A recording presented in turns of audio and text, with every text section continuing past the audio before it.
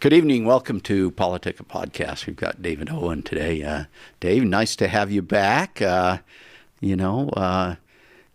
Election's over. Always fun. We never have any idea where we're going, but yeah. Well, I just wanted to have this discussion. I mean, we've had a few podcasts now with first with Rob Bishop, and then Brady Brammer came in, and we just got done talking to Mike McKell about it too, and that's a Supreme Court decision on the Better Boundaries case. The Amendment D. Yeah. Yeah.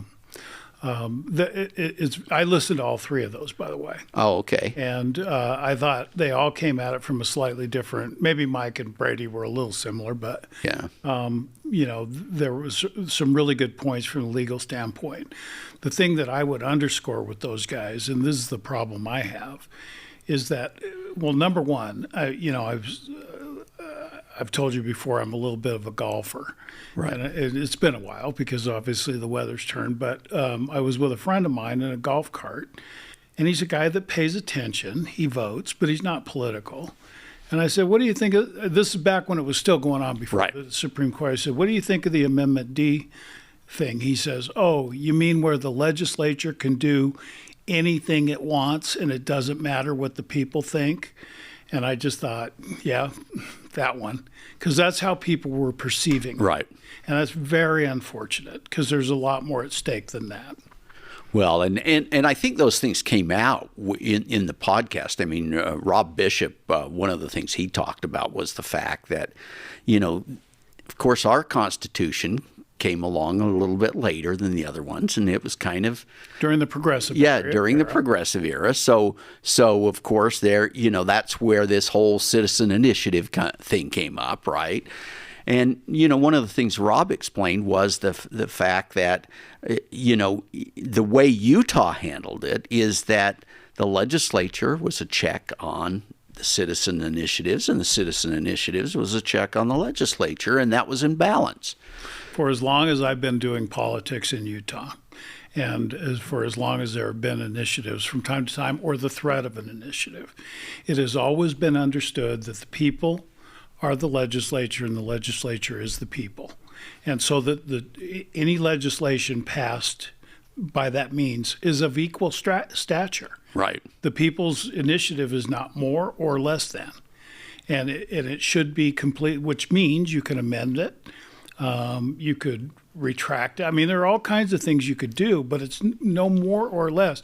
And when I talked with this friend, we got into it a little deeper. I didn't tip my hand. I like right. to hear what people think.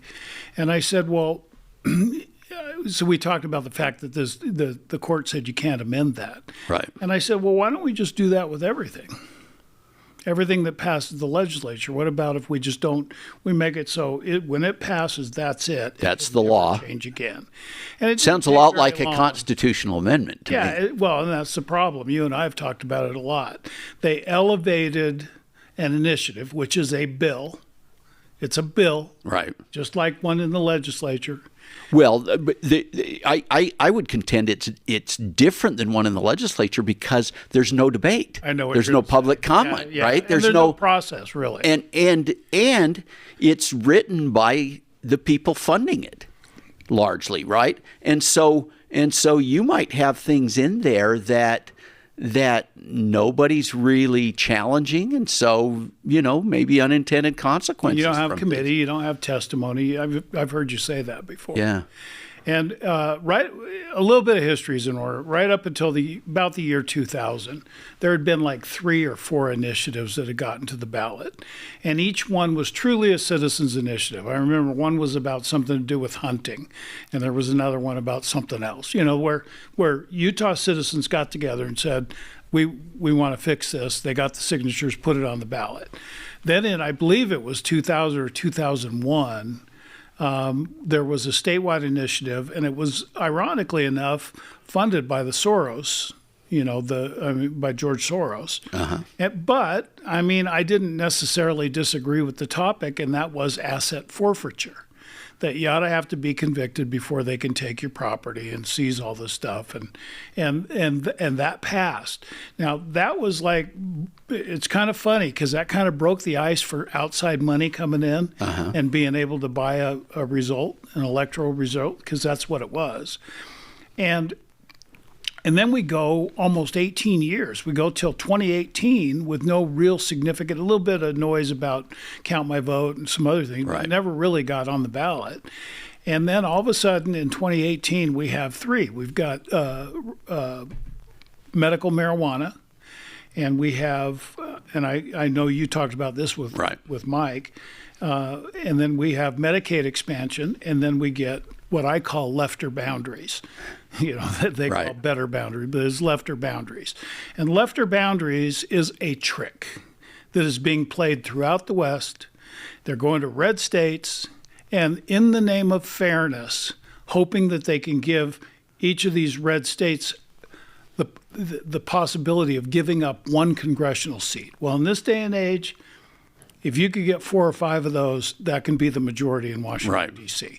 They know exactly what they're doing, and they couch the thing in terms of fairness and all this kind of stuff. But let's go back over marijuana, and you guys talked about this too, probably also with Brady. But more with Mike. The idea that it was medical marijuana, and that had pretty broad support when you really look at it. Right. It was pretty, and I think the reason was. I always say in politics, when I'm looking at the two sides, I say, who has the puppy? Because the puppy's going to get sympathy, right? Right. Well, they had the puppy because the puppy was sick people who couldn't get the kind of treatment that they needed. Right. So they went out and campaigned on that. It was a ton of outside money that came in from the marijuana growers and other interests. And it was run by people here in the state who were willing to carry that water. And it passed. And we've always said that it was kind of a success story if you really look at it in light of Amendment D and all this other stuff that's going on. And we'll get back to lefter boundaries. But you got to the end of that, and even the local organizers on Prop 2 said, okay, this bill's flawed. What did you guys say? You said it was basically recreational marijuana. Right, yeah. And so the stakeholders came to the table. They worked with the legislature, they hammered out a compromise, and then every year since then, there's been little tweaks and adjustments, and it has not been on a partisan basis, right? As I recall. And so that was actually kind of a success story. That's the way it's supposed to work. And then you had Medicaid expansion, and this is the danger that I want to warn your viewers about. Right. Because this is the best illustrate. Well, lefter boundary is a good one too, but Medicaid expansion has had a huge impact on our state budget. I'm convinced that it's the underlying reason that they're working so hard to try to break the monopoly on the income tax, so that they can spread money around and they're not confined. You guys are not confined by where you can get the money to fund different things. Right. And Medicaid expansion, in every state it's passed, it's the double rule. They will have double the enrollment and double the cost of what the promoters say when it's on the ballot. And that's as true here as it is anywhere else. And so it's eating the budget. We always called it the Pac-Man of state budgets because it just eats away from the inside. Right. But let me tell you how that passed. It passed, it failed statewide, 28 counties. It failed by 60,000 votes. I'm using round numbers here. Right. And it passed Salt Lake County, which is much more blue, much more Democrat. Right. By 90,000 votes. Therefore, and this is the point I want people to understand that are out there in those 28 other counties, Salt Lake County made that determination for us. Right. And by 30,000 votes in Salt Lake County, we get saddled with Medicaid expansion. And it's going to continue to be a millstone from here on out. And then you have Better Boundaries, which is also a good example of that. They came in, spent $3, $4, $5 million. Nobody knows where it came from. They've always got a good cover story about who's paying for it. And it's all in the name of fairness. We got to be fair. Well, as a guy who's run a congressional campaign in Massachusetts some years ago, I can promise you the Democrats are not being fair with the Republicans. They are not being fair in Oregon or Washington. They're not being fair over in Colorado. So why we would want to step up and unilaterally disarm and fall for this trick. And if anybody out there wants to read more about it, read the Colorado Blueprint. There's a book, The Colorado Blueprint.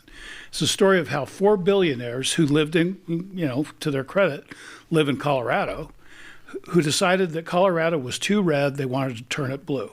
And they did a very systematic approach using initiatives, using kind of populist issues that they could sell on the basis of fairness, or these people need this because they're in so much pain and they can't get the medication. It's all that kind of stuff that it's easy to sell a ton of money, and then there's never any real opposition within the state. The same thing happened to Idaho, by the way, right, on Medicaid expansion. So they come in and they sell this left boundaries deal. But here's the deal. It fails in 25 counties. Right. 25 counties it goes down. It passes in Grand County, Summit County, and Carbon County. And then guess where? Salt Lake County. Right. The margin of passage is 7,000 votes, which statewide. Statewide. Yeah. Which is less than 1%. So in other words, those votes came out of Salt Lake County. Right. And so the determining votes came out of Salt Lake County. That is less than 1%. So when the Supreme Court says this is the will of the people, I'm going, what are you talking about? I mean, if it had been a constitutional amendment, with a much higher standard, and it's a lot harder to do that, then maybe you could argue that. But this one-sided referendum, and nobody really noticed it because you had marijuana on the ballot and you had Medicaid expansion. And I remember that. There was no opposition. They got that thing through. And then there are other things that puzzle me. I didn't hear anybody mention this, is that you look at, if you've read the Supreme Court decision, and I have, they give you the maps of what those guys drew, and they make a big deal of the fact that the initiative said you can't use partisan criteria in forming districts. And it's hilarious because why are their maps any less partisan than the ones that the legislature drew? They're every bit as partisan or more so in the other direction. So how does that qualify? And the other thing that bothers me is that the Supreme Court of the United States has reaffirmed again and again and again that gerrymandering on a political basis is constitutional. Now, if you're doing it on the basis of race or some other immutable characteristic, that's a different deal. Right. But when you're just talking about to the winner go the spoils, that's why we have a supermajority here. And we had a little fun during your campaign with somebody trying to get at you about that. About state, yeah, and it's funny that they made such a big fuss about me saying, well, in a supermajority state, why would you turn it over to the minority party? Yeah, right? And it wasn't really worth chasing that because you won easily, obviously. Right. But the answer was, it's a supermajority, and it drives me crazy. What's the point of having a supermajority if you don't use it? Well, and that's what's funny is that in my particular race, one of the reasons why we didn't pursue it was they were just trying to find ways to weaken my campaign. Yeah, find something that would stick. They were throwing stuff at the wall. Yeah, and it's I mean that's what.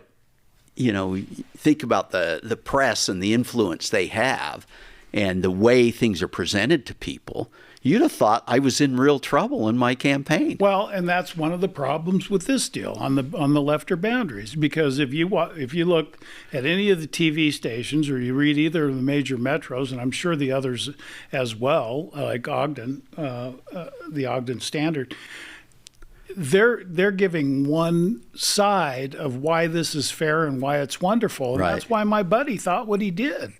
And I was asked to help a little bit during that time before that decision came down.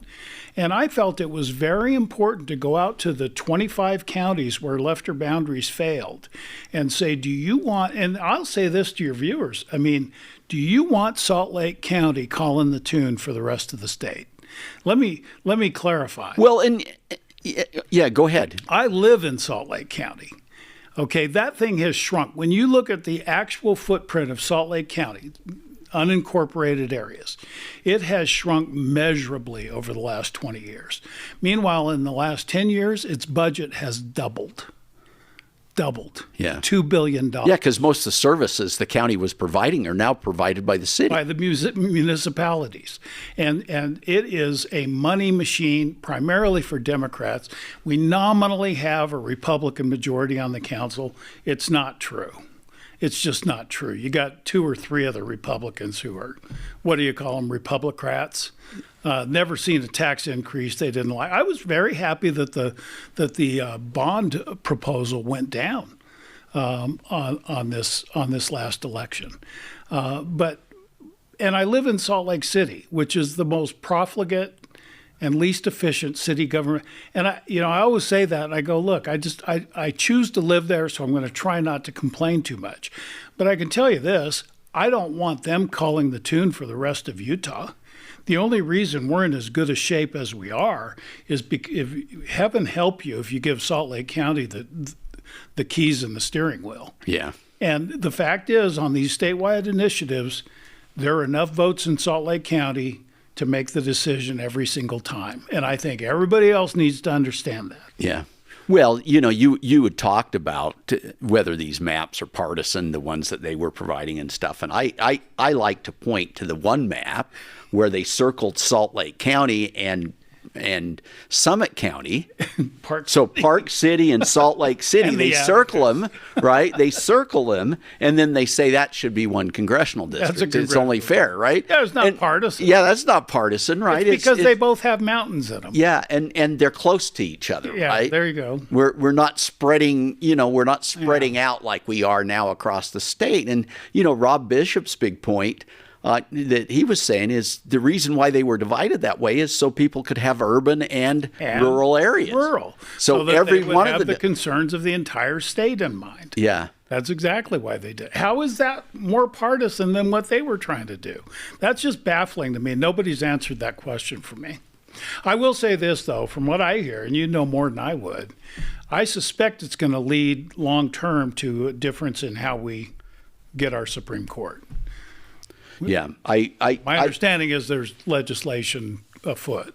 Well, this is problematic though because it's just like if you go listen to those other podcasts, with Brady or with Rob Bishop or with Mike McCall, all of them dealt with this issue and says, hey, these referendums, the initiatives that are coming. Yeah. Are going to be worse. There's the mother of all initiatives coming from what I hear, where they want to reduce the signature threshold to 1%. They'll be able to put anything they want on the ballot, and they're going to appeal to democracy. Just like Kamala Harris, that's the thing.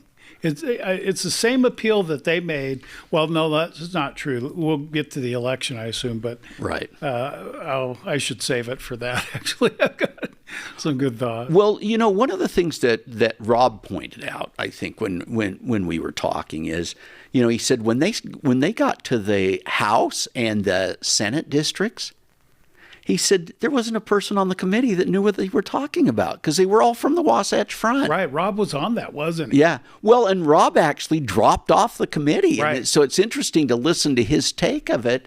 And, his big thing was he really believed this idea that the congressional districts ought to have urban and rural areas involved. So having served in Congress, I don't know where he gets his expertise. Yeah, that was a big deal to him.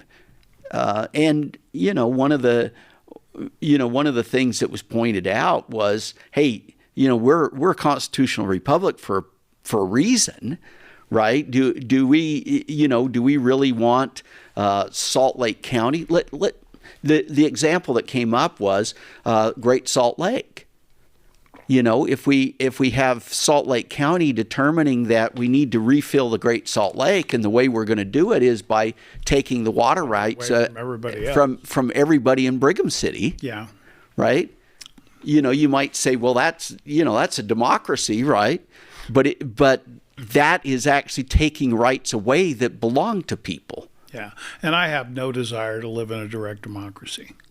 I think one of the reasons we're okay here in Utah compared to a lot of other states is because you guys do a good job. And I always say, I get as frustrated with you, not you personally, Right, but with the legislature right.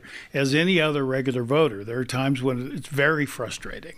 But overall, year after year, decade after decade, I believe that the reason Utah's in the fiscal health and the economic health that it is has a lot more to do with the legislature than it does with whoever's governor.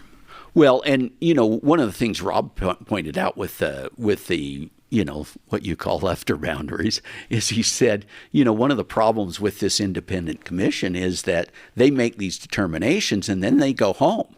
Yeah. Whereas if we make these determinations in the legislature, we have to face re-election. Yeah, you got to go stand and deliver. And so if we screw it up too bad, we probably won't be reelected. Yeah. Well, the thing we don't want to do is become governed by initiative, by direct democracy. And especially when you have these leftist, and I don't know what, now we've got Elon Musk. That's kind of changed the equation a little bit. Yeah. But prior to that, it's always been the lefty billionaires who are out funding all these NGOs, all these C3s, all this stuff that are nominally not political, but they're as political as you can be.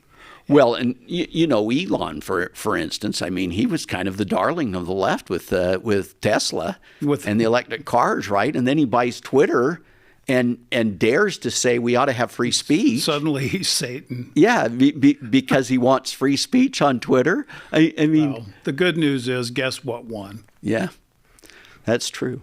Hey, we're going to take a break and we'll come right back.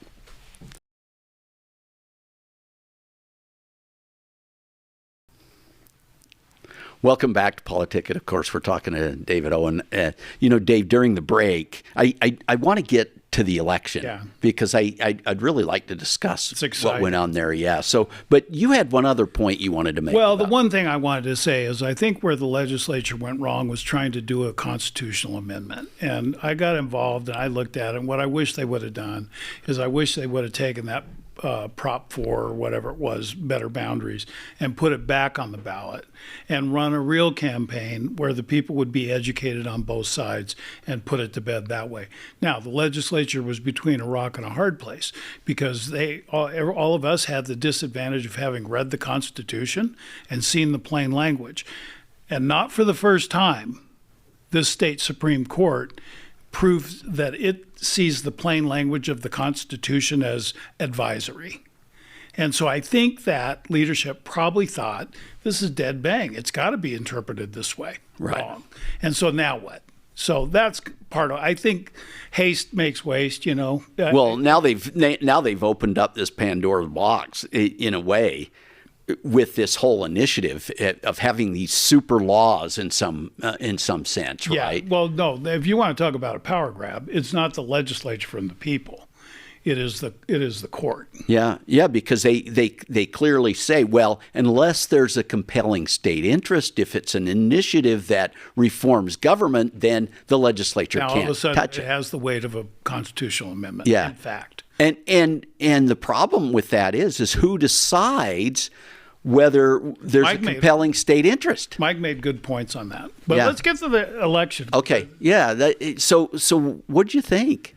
It came out better than I thought. I felt like Trump was going to win. I thought it was going to be comfortable in the Electoral College. I thought 6 of the 7 swings. And, probably lose the popular by a couple million. And he exceeded all expectation. Yeah. And what fascinates me, John, though, you've heard me say this for a long time, talking about these tectonic shifts in politics right now, and the coalition that the Democrats have built and that has served them for how many decades just blew apart. And we on our side have when you have a coalition that includes Donald Trump, Elon Musk, RFK Jr. Right. Not to mention the conservative wing of the party and basically the neocons are getting expelled from the Republican Party. It's no longer going to be the party of the Chamber of Commerce. It's going to be the party of Main Street, not Wall Street, which I've said for decades it needed to be. And when you look at that realignment, see the progress made among Latino voters, especially men, black voters, especially men, but also among suburban white women. I mean, it was a rout in today's terms. It wasn't Reagan, Right. winning 49 states, but it was in our day. It was just about that big. I've been saying to people, 1932, FDR, 1984. Because 84 was the really big one where we changed direction, Reagan, and then 24 with Donald Trump. And in a way, that wouldn't have been true had he been able to close the deal in 2020 and have the presidency for these past 4 years. Right. Because they've been so horrible. They've been so horrible that the American people now has taken their measure. They've weighed and measured them. And they've said, no, we're not doing that again. And that's the reason they jumped over. And it is, if we're smart, if the Republican Party is smart, which isn't a given, certainly we can already see that in our Senate. I was glad to see, we were just talking about it, that John Curtis was not the guy that scuttled Matt Gaetz. Right. That he hadn't met him with him yet. And I like John. I mean, credit where credit's due. When I heard about that, I was very alarmed. Yeah. But I was as well, but it just didn't make sense. I don't, knowing John Curtis like I've gotten to know him, it didn't make sense that he would make that decision so quickly without even talking to Gaetz. Yeah, which is what his point was. I didn't even talk to him. I'm not going to do something like that without talking to somebody. But when you look at Trump's cabinet picks, and it's kind of fun right now to watch the clips from the other side, and they're all outraged that Donald Trump is not doing this according to form and tradition that's been established over the last 50, 60, 70 years. Well, guess what? They can't put him in a box anymore like they did last time. Guess what? How did he win? What did we vote for? Did we say, Don, we want you to go back there. We think you're pretty good, but we want you to kind of stick with what's been in the past? Absolutely not. It was a rejection. Right. It was a rejection of neoconservatism, neoliberalism, globalism, all those isms, and it was roundly rejected. Well, you look at what's been happening in Argentina with Milei, and the massive cuts in the bureaucracy that have taken place there, and now we have this Department of Government Efficiency, which I love. I mean, right? It's just like a lot of fun. Yeah, Doge, when you go back to Elon's Dogecoin, but the Department of Government Efficiency with Elon Musk and Ramaswamy. I thought that was interesting. I thought Ramaswamy was going to get a separate cabinet position. And I saw, he could have. I saw a poll the other day that said 63% of Democrats are happy about Doge, the Department of Government Efficiency. 63%. It's just one poll, but still. I mean, everybody knows that the federal government wastes more money in a minute than the rest of us will ever see in a lifetime. And the fact that they can't, wave a magic wand, it's still going to have to come back to Congress and be appropriated. So it's not like they can just go slash and burn. Right. They're not going to be able to do that. But they're going to be able to point out the stuff. It's been so long. We just accept the idea that only in Washington is an increase a cut. Because we cut the amount that it was going to grow. Yeah. It was going to grow 5%, but we're only going to give it 3%. That's a 2% cut. No, that's 3% growth. Right. It's a grift that's been going on now for 50, 60 years, and hopefully. So what do you think will come out of that? I was watching. I don't watch main Fox anymore. But I do watch some of the shows on Fox Business, and I saw Elon's mother on one of the shows, and they said, "Well, he's talking about cutting $2 trillion. Do you think he can do that?" And she goes, "Oh, I think he can cut much more than that. He was being modest." And I think if you know anything about the federal government, do you doubt that? Yeah, I don't. And furthermore, I don't see why it would mean a cut in services. Maybe some things, But for the most part, I think you could deliver exactly the product you're delivering today, maybe make it better, and save a heck of a lot of money. Because so much of that spending is on autopilot. Nobody appropriate. When's the last time Congress had a budget that they passed and sent to the president's desk? It's one CR after another, and we just, I mean, we're like a crazy family just spending out of control. And so the fact that now you have two adults that are going to go in who have a record of success, you know, you cannot argue with Vivek or with Elon's success record. And for them to be the ones that I think they're going to be very serious about, I think they'll be systematic, and I don't think they'll be casual about it.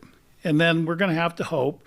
I mean, sometimes, you know me, a lot of times I don't think the Democrats are the real problem.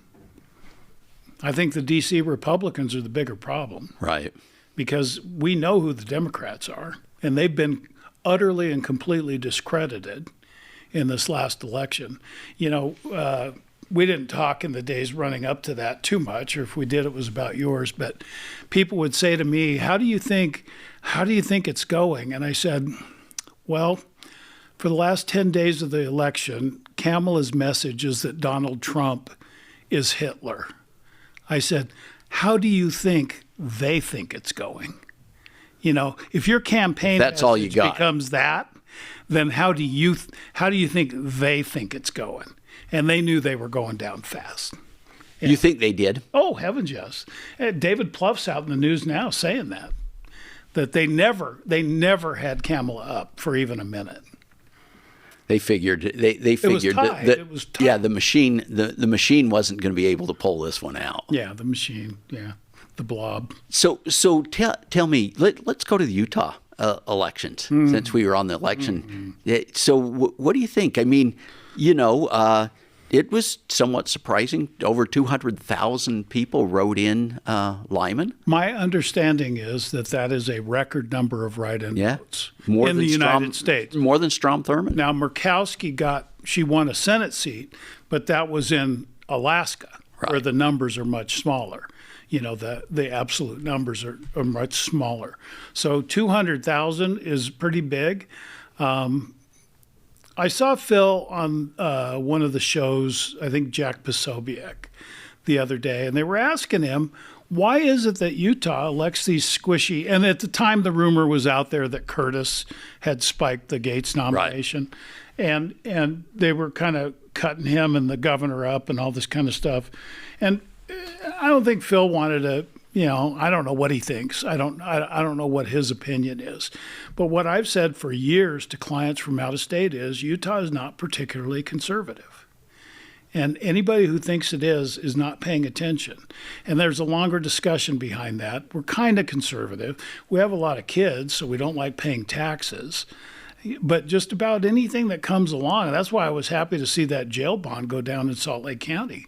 Finally, we said no to something. Right. And most of the time they say yes. Now, I don't want to get too far out of school here, but working with some members of the House, the fact is we have a real problem with the fact that the governor may not have actually qualified for the ballot legally. You know, that is a fact. Now, they're doing a complete count or a complete audit of all the signatures, and they're going to come up with a number. It'll be very interesting. But according to the legislative auditor, they estimated, and it was, I mean, you would know better than I, it was based on something. They weren't just making it up. Right. They estimated that he may be 900 or more signatures short. And that's a real problem because Phil, you know, and Phil, I voted for Phil, and I think Phil's a good guy. I think in some ways he's been his own worst enemy during this period. But the reality is he was the only guy that had a real claim to that nomination because he got 67% or whatever it was out of at the convention. So what I'm hoping to see, I think there are all kinds of bills in the process on election integrity. Yeah. And I've said before on this program, I believe, if it's up to me, we go back to one-day voting, paper ballots. You count them at the precinct level and report them that night. That's what I would like to see. I know that's not going to happen overnight, but I think there's going to be there's some exciting bills about, yeah, you can do mail-in, but you got to request it every time. Yeah. Some things about voter ID. And then I just think, SB 54 has given us the worst of all possible worlds. Yeah. I mean, it really has. And either if you want to have a signature requirement, take them way down. If the party can convince people to go back to caucus convention, I know you like that. Yeah. You're a fan. If you can get the people to go along with that, more power to you. But what we've got right now is horrible. And one of the things, we were just talking about initiatives. One of the things, one of the unintended consequences is we now have a very highly developed and competent signature gathering industry here. Right. So when somebody wants to come from out of town and spend a bunch of money to buy a law in Utah, it's not a hard thing. They can get the signatures. Right.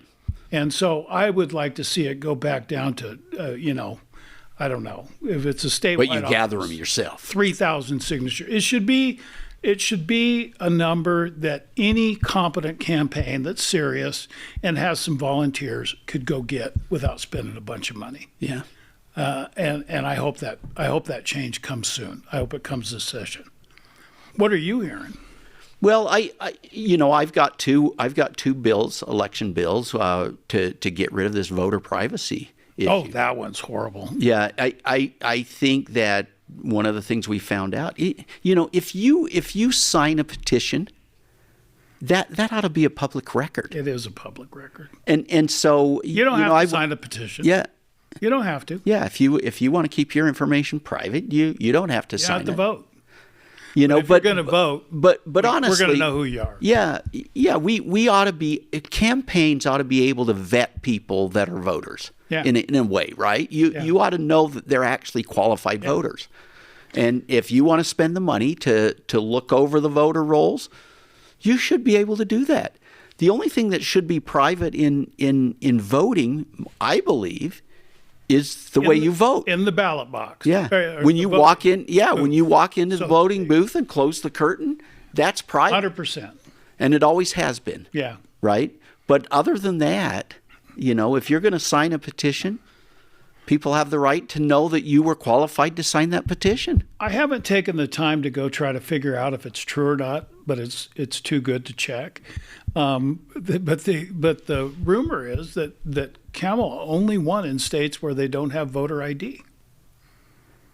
Yeah, I've heard that as well. And I have no idea if that. So you know what? Even if it's not specifically true, it's generally true. Yesterday I was at a meeting and someone asked me. They said, "Well, we've heard that the Utah Senate is not going to approve any voter reform."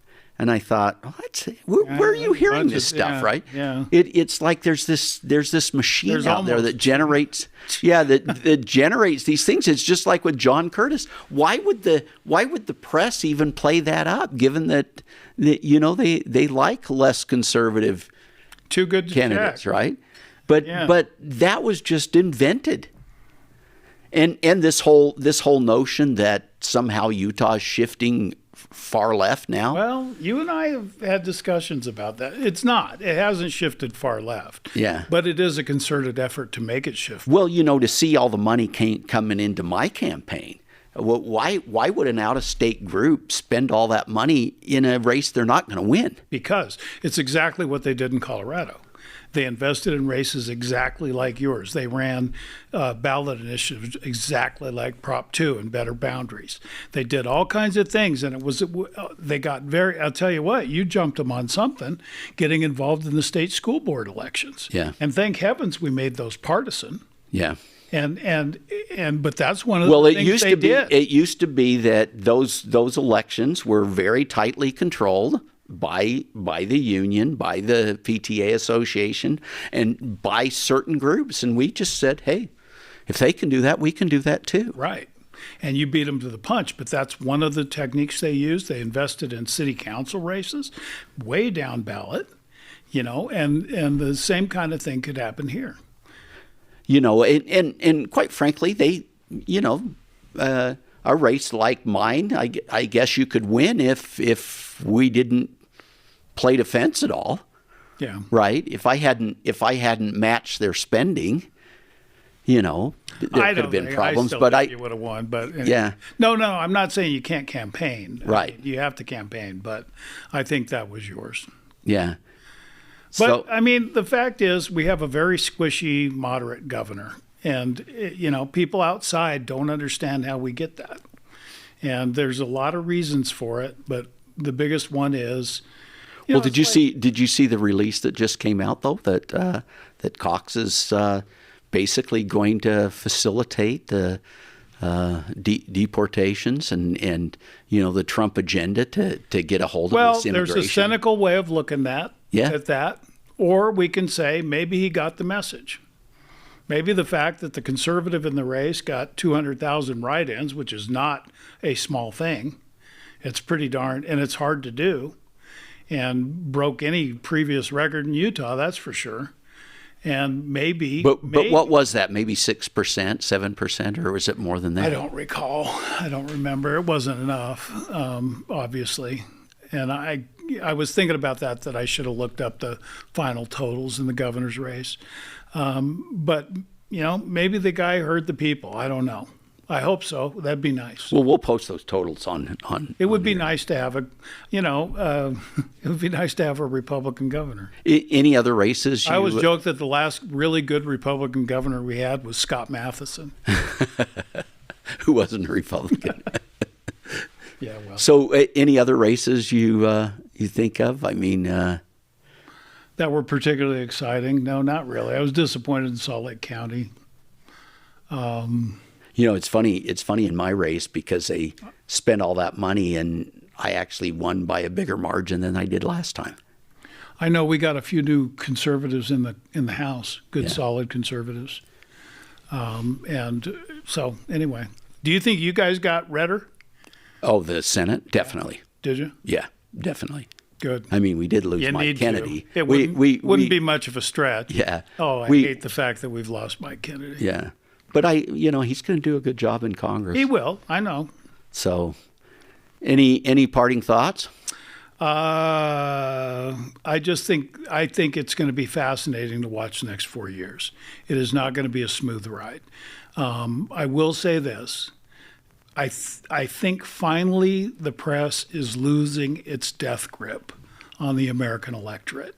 And they were completely discredited. When you look at the ratings for CNN and MSDNC and the rest of them, I mean, they're just in the toilet. And back when they're cleaning house at a lot of the press. Here's the one question I don't ever want to hear a Republican politician utter. Gee, I wonder what the Democrats think. Because why would we? Why would we? Why would we even worry about that? And I've said for a long time, we don't need a war with the media. We need a war on the media.